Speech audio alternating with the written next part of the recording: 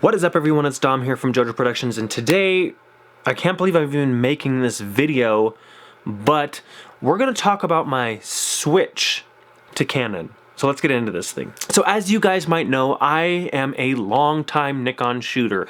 I have been shooting Nikon ever since I first started. I first started out on like a D90, and I just kind of gradually moved up through all these cameras and got really into the Nikon system.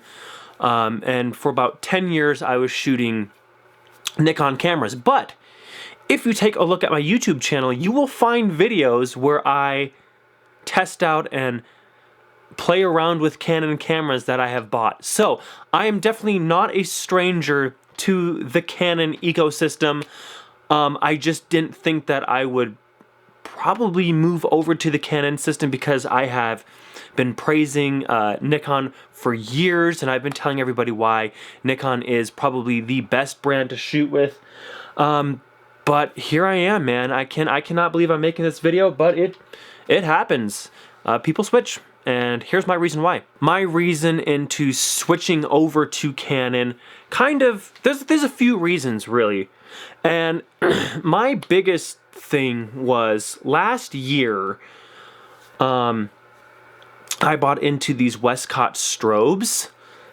And Westcott has a certain list of cameras that you can use for high-speed sync. Flash photography, and the cameras that I had were not on the list for high-speed sync. So I thought it would be a good time to maybe try to look into something a little different, if you will, because I really wanted to get into high-speed sync because it was more my style of photography, and it's definitely really become my style of photography. But I needed a camera that could shoot high-speed sync. And I was kind of balling on a budget there for a while, and I saw that the Canon 80D was on the list of high-speed sync cameras. Let's see here. This is the Canon 80D. Here it is. It no longer works, but the reason I got this was because I knew that I could find a used one pretty inexpensively. I think I bought this one for, I don't know, I think like 700 bucks, and I was like, great.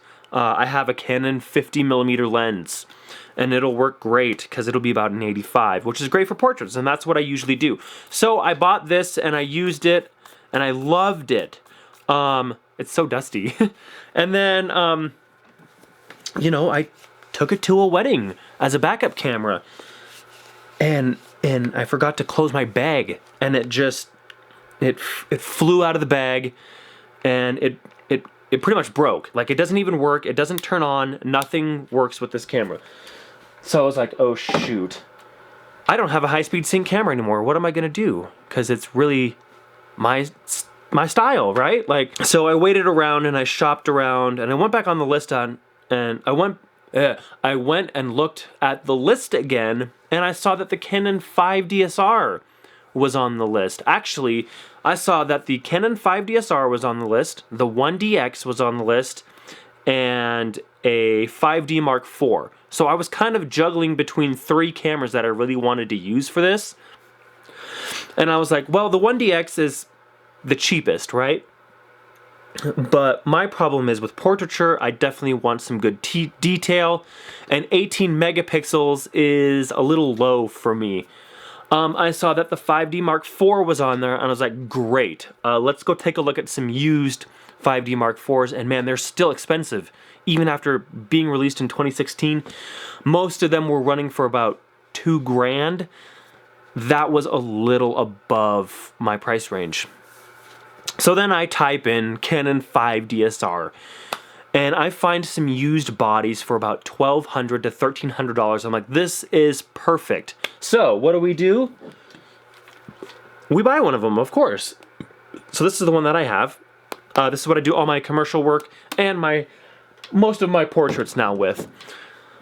Also, another big reason for me switching over to Canon was I got hired on, I guess if you want to call it that. I got hired on to a wedding company that does wedding photography and wedding video and stuff like that. But for the photography side, when I was going to help them, they were shooting on Canon cameras. And that was a big thing because I was like, oh, so these guys are shooting on Canon cameras, probably shouldn't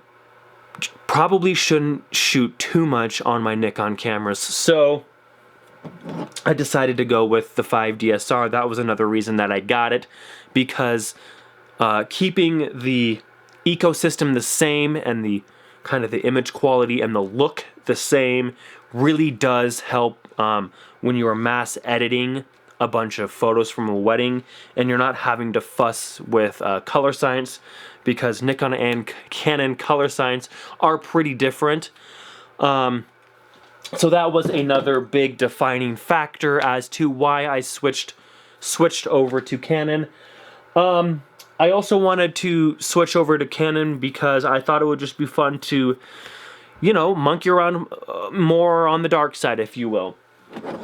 So I got the Canon 85. I have the standard 50mm lens. And then because I started doing a lot of commercial product photography, I got a macro lens. But I really decided to shoot the 5DSR mostly because of, yes, the detail. When I'm doing product photography for brands and stuff like that, I definitely need the most detail. And this was just the best choice. So there you go. I guess that's my switching over story.